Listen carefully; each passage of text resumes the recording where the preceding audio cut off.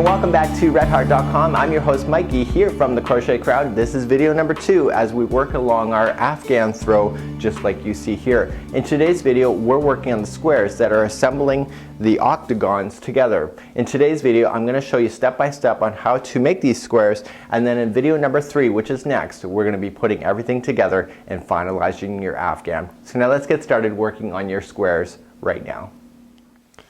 And here we are in video number 2, and we're about to start the squares. If you would like the pattern for this information, you can find it on the more information link of this video, and I will direct you to where you can find this. And we're working on motif number 2, and in motif number 2 there's 12 of these little squares, and you can mix and match, and you'll see that there's different colors of the squares, and again the creativity is up to you. Throughout this tutorial we're going to be using Red Heart with Love.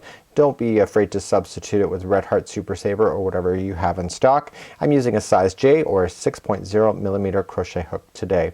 So let's begin. We're going to be looking at this Afghan from a point of matching.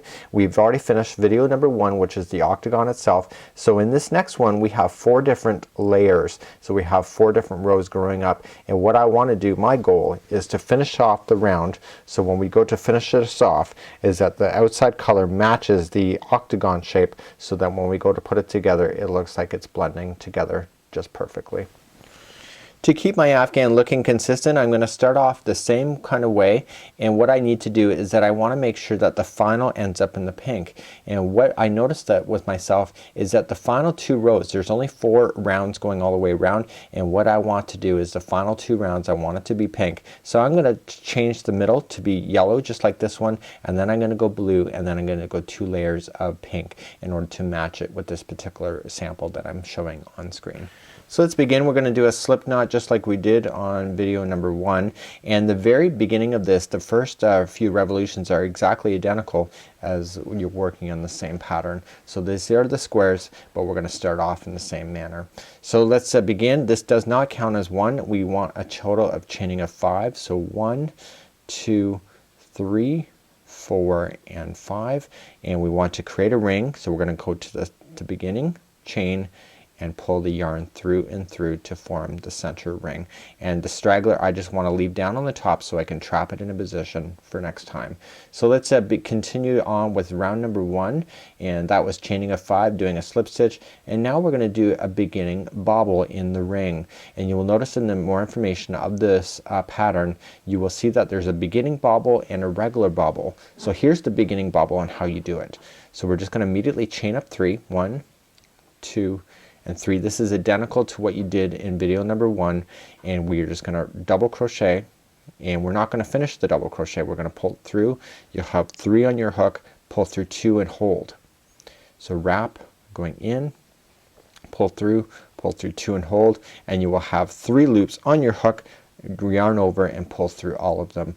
And just like before, we want to chain 2, 1 and 2. You could do a whole Afghan using this whole square as well, so don't be afraid to do that. We want to do a regular bobble now. So a regular is just wrapping. We're going to double crochet, pull through 2 and hold, and we want to collect these loops on there so that we have a total of 4 loops in the end. So just like that. So wrap and then through, pull through 2 and hold, and you have a total of 4 now. So yarn over, pull through all 4, and then chain 2, 1 and 2. And so what we need to do is we have to have 8 groups of these bobbles going all the way around. So we just want to continue to go around the ring, making more bobbles just like you see here, so that you have a total of 8 of them at the end. So continue to do that. We'll meet back up when you have a total of 8 going around the center ring, and make sure you chain 2 in between each of the bobbles. So I'm finishing up my final bobble just like so you will be able to count. Okay, so 1, 2, 3, 4, 5, 6, 7, 8, and then make sure you do your chain 2, and then you join it to the very top of the beginning bobble, just right there. So right beginning.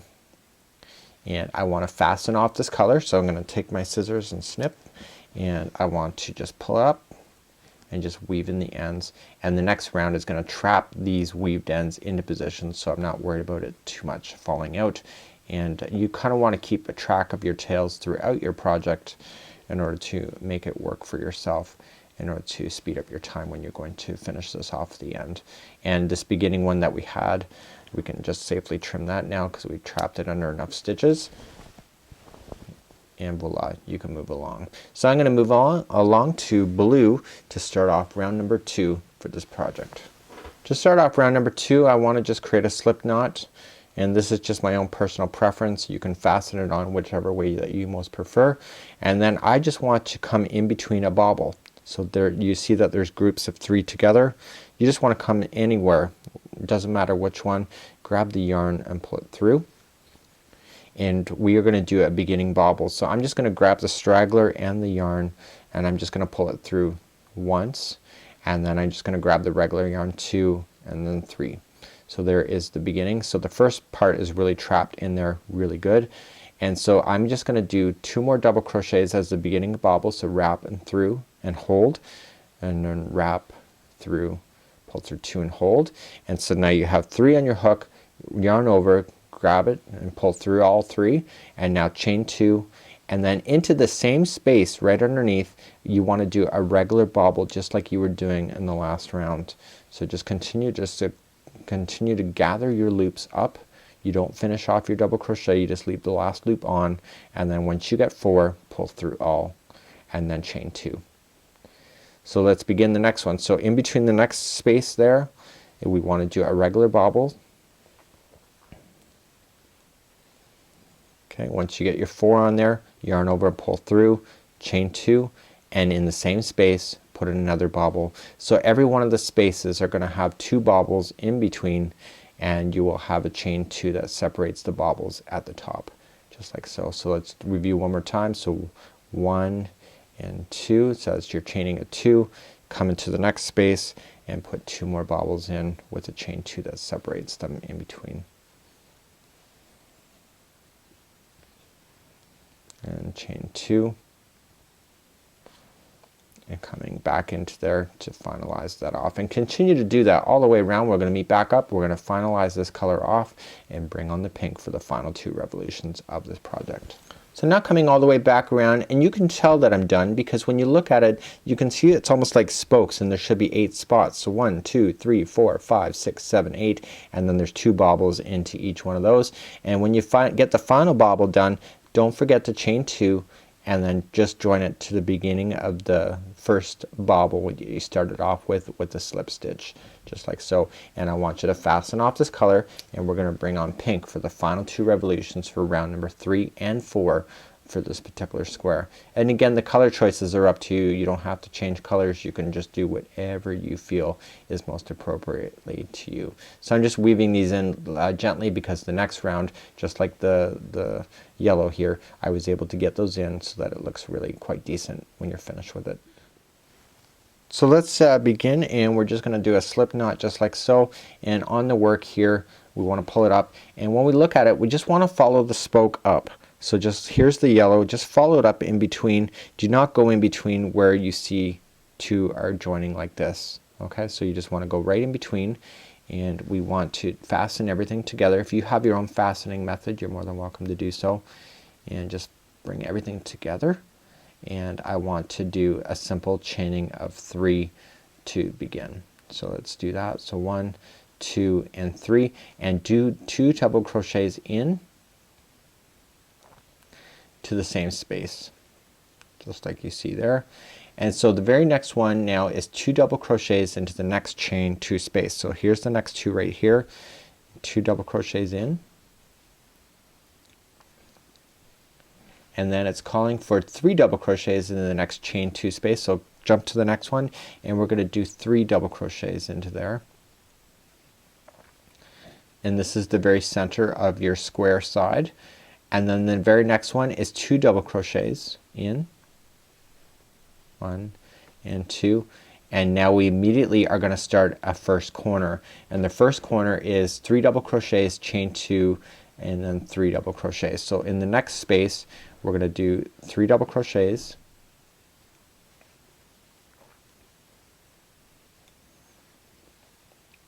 okay, chain 2, 1 and 2, we're turning a corner and going into the same spot for another 3 double crochets in. And so basically we just need to follow the same parameters that we did over here. So 2, 3 and 2. Do you see that? 2 double crochets, 3 double crochets, 2 double crochets. So the first one is going to be 2 double crochets in a row. That's the first gap space. Here is the middle of the next corner of the next side, so it's 3 double crochets. If you can see consistency like this will just make your job a lot easier. The next one is going to get 2 double crochets. And then finally we're on the final corner, or the next corner. So again it's the 3 2 3. So 3 double crochets.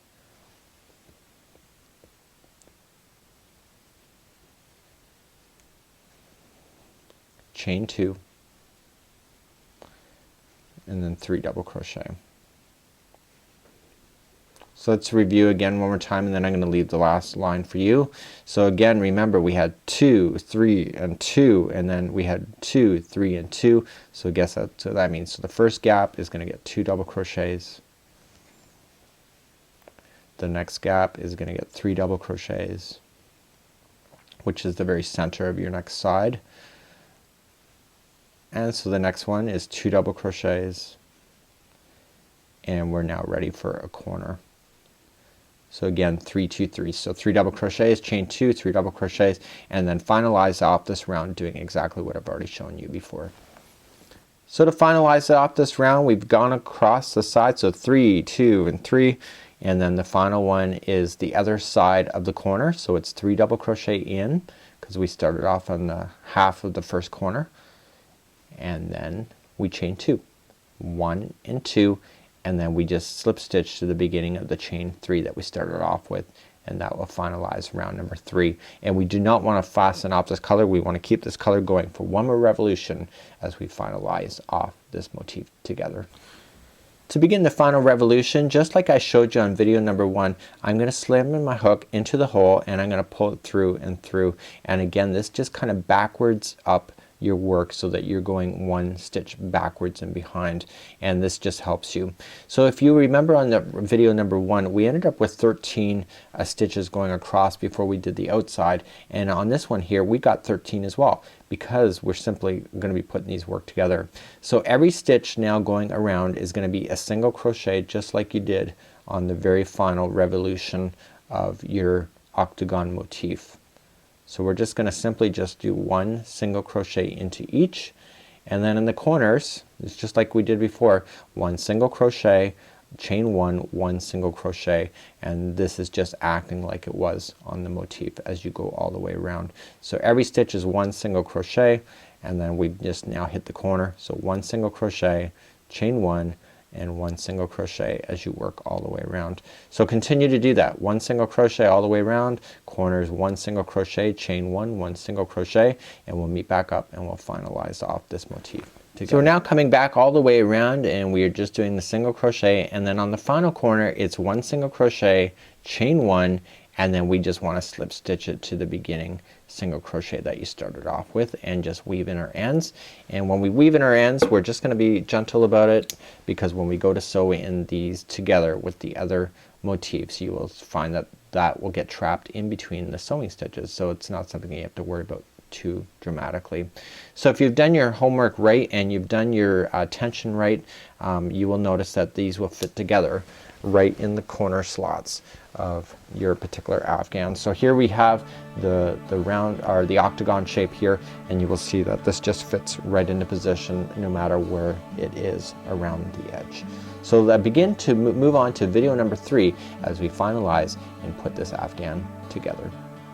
So there you have it. That was how to complete your squares. If you want to learn how to put everything together now and you want some fabulous little tips, please go on to video number 3 as we start assembling all of our octagons and squares together to finalize this throw. Until next time, I'm Mikey from redheart.com as well as the Crochet Crowd.